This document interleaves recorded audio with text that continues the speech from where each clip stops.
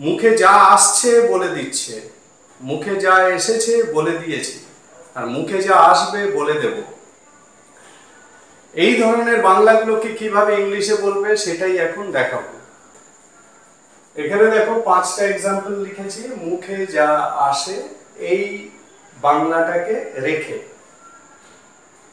এইবারে মুখে যা আসে এইটাকে রেখে আমি যে সেন্টেন্সগুলো তৈরি করেছি সেগুলো, সেই সেন্টেন্সগুলো এক একটা টেন্সের উপরে।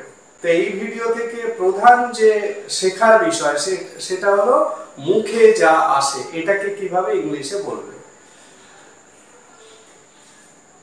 প্রত্যেকটাতেই মুখে যা আসে মানে বিভিন্ন টেন্সের উপর আছে বলে মুখে যা এসেছে এরকম ভাবে লেখা হয়েছে। মুখে যা আসে, মুখে যা আসছে, যা মুখে আসছে, মানে মুখে যা আসে বা যা মুখে আসে একই জিনিস, একটু ওয়ার্ডের এদিক ওদিক করে বলা হচ্ছে মুখে যা আসতো।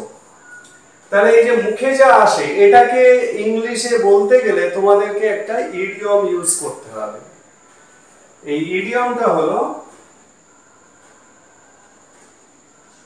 পুট ইওর, আমি ইওর দিয়ে লিখছি, put your foot, put your foot in your, আবার ইওর আর কি, in your mouth, put your foot in your mouth. এই ইডিয়মটাকে ইউজ করতে হবে এই মুখে যা আসে এইটাকে ইংলিশে বলতে গেলে। Put your foot in your mouth, এখানে যে জায়গাগুলো চেঞ্জ হবে, এই পুটটা, এই যে পুট, এই পুটটা টেন্স ওয়াইজ চেঞ্জ হবে, পুট, পুটিং, পুট, এরকম চেঞ্জ হবে। ইওরটা চেঞ্জ হবে, আই হলে মাই, হি হলে হিজ, ইউ হলে ইওর, দে হলে দেয়ার। এখানে যেটা বসবে মানে এখানে ইওর বসলে এখানেও ইওর বসবে, এখানে হিজ বসলে এখানেও হিজ বসবে, এখানে মাই বসলে এখানেও মাই বসবে। ঠিক আছে, এই দুটো জিনিস সাবজেক্টের উপর ডিপেন্ড করে হবে। মানে আই হলে মাই, সাবজেক্ট আই হলে মাই, হি হলে হিজ, ইউ হলে ইওর, দে হলে দেয়ার, ইত্যাদি। ঠিক আছে, তাহলে এবার সেন্টেন্স গুলোতে আসা যাক। মুখে যা এসেছে বলে দিয়েছি, প্র্যাকটিক্যাল কথাবার্তা। তোমরা রাগের বশে এই ধরনের কথাগুলো বলেই থাকো। তো এই ধরনের কথাগুলোকে ইংলিশে বলতে গেলে তোমাদের কি করতে হবে, এই ইডিয়মটা ইউজ করতে হবে, put your foot in your mouth. পুটটাকে টেন্স ওয়াইজ চেঞ্জ করবে, মানে যে টেন্সের উপর তোমরা কথাটা বলছো বা কেউ বলছে টেন্স ওয়াইজ চেঞ্জ করবে। পুটটা এখানে ভার্ব, এখানে ইওরটাকে চেঞ্জ করতে হবে। কর্তা যে, সাবজেক্ট যে, সেই অনুযায়ী এইটা চেঞ্জ হবে। আমি বলেই দিলাম আই হলে মাই, হি হলে হিজ, দে হলে দেয়ার, ইউ হলে your.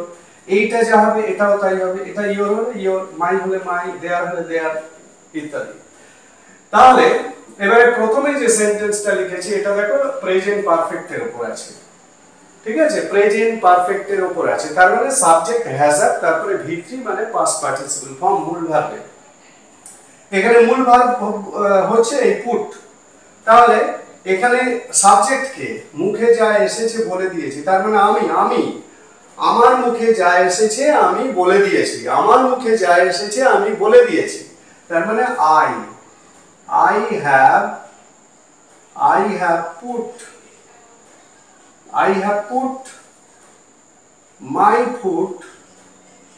I have put my foot in my mouth. বোঝা গেল? I have put my foot in my mouth. আমার মুখে যা এসেছে আমি বলে দিয়েছি। পরেরটা দেখো, পরেরটা ওর মুখে যা আসে ও বলে দেয়। এটা কিসে আছে? সিম্পল প্রেজেন্টে আছে। এখানে যেমন পুটটা মানে হ্যাভ ইউজ হলো, পুটের তিনটে ফর্মই একই, পুট পুট পুট, সেই কারণে হ্যাভ এর পরে পুটই বসলো। এটা প্রেজেন্ট পারফেক্টে, এটা সিম্পল প্রেজেন্টে। তাহলে সিম্পল প্রেজেন্ট এখানে সাবজেক্ট হচ্ছে ও মানে হি, তার মানে হি থার্ড পারসন সিঙ্গুলার বলে পুটটা পুটস হবে, হি পুটস হিজ ফুট। দেখো মানে সাবজেক্ট হি বলে এখানে ইওরটা হিজ হয়ে গেল, পুটস হিজ ফুট, আবার হিজ হবে ইন হিজ মাউথ। একেবারে সহজ এক্সপ্রেশন, শুধু মনে রাখার বিষয় যে এই ইডিয়মটা এই অর্থে ব্যবহার হয়, মানে মুখে যা আসে বলে দেওয়া, এই অর্থে। তারপরেরটা দেখো, যা মুখে আসছে তাই বলে যাচ্ছ, মানে কে? তুমি বা তোমরা। তোমরা যা মুখে আসছে তাই বলে যাচ্ছ, ইংলিশে কি বলবে? তাহলে এটা কন্টিনিউয়াস টেন্সে, তার মানে you you are putting you are putting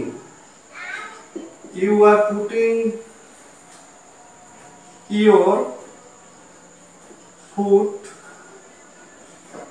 in your mouth,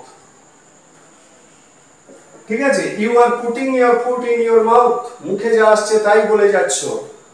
পরেরটা, যা মুখে আসবে তাই বলে দেবো, এটা ফিউচারে, মানে আমি বলছি আমার মুখে যা আসবে তাই আমি বলে দেবো। ইংলিশে কি বলবে? ফিউচার মানে আই, সাবজেক্ট এখানে আই, তারপরে shall, I shall put my foot, I বলে মাই হলো, I shall put my foot in my mouth, ঠিক আছে? I shall put my foot in my mouth, আমার মুখে যা আসবে আমি তাই বলে দেবো, ঠিক আছে? পরেরটা দেখো, ওর মুখে যা আসতো বলে দিত, আগের ঘটনা, আগে এরকম ঘটনা মানে প্রায় ঘটতো, ওর মুখে যা আসতো ও বলে দিত, তার মানে কি হবে? হি, এখানে সাবজেক্ট হচ্ছে হি, মানে ও, he use to put his foot in his mouth, ঠিক আছে? তাহলে আশা করি প্রত্যেকটা সেন্টেন্স কিভাবে তৈরি হলো তোমরা নিশ্চয়ই বুঝতে পেরেছো। Expression is very easy. যে ইডিয়মটা দিয়ে এই ধরনের সেন্টেন্স গুলোকে ইংলিশে বলতে হচ্ছে সেই ইডিয়মটাও খুবই সহজ। Put your foot in your mouth, ইওরটা চেঞ্জ হবে সাবজেক্ট অনুযায়ী, আই হলে মাই, হি হলে হিজ, দে হলে দেয়ার, এরকম ভাবে চেঞ্জ হবে। আর পুটটা টেন্স ওয়াইজ চেঞ্জ হবে, সেটা তো দেখতেই পাচ্ছ উদাহরণগুলো দিয়ে। আমি যার জন্য উদাহরণ প্রেজেন্টে রেখেছি, প্রেজেন্ট পারফেক্টে রেখেছি, প্রেজেন্ট কন্টিনিউয়াস, ফিউচার, মোটামুটি প্রত্যেকটা টেন্সের উপরেই রেখেছি। রেখে আমি এই ধরনের সেন্টেন্সগুলোকে কিভাবে ইংলিশে বলতে হয় বিভিন্ন সময়ে বিভিন্ন টেন্সে, সেটাই আমি দেখালাম। এবং আশা করি এই ভিডিওটা থেকে এই ধরনের বাক্যগুলোকে কিভাবে ইংলিশে বলতে হয় সেটা তোমরা শিখলে। তাহলে এখন থেকে এই ধরনের বাক্যগুলোকে তোমরা ইংলিশে এইভাবে বলবে।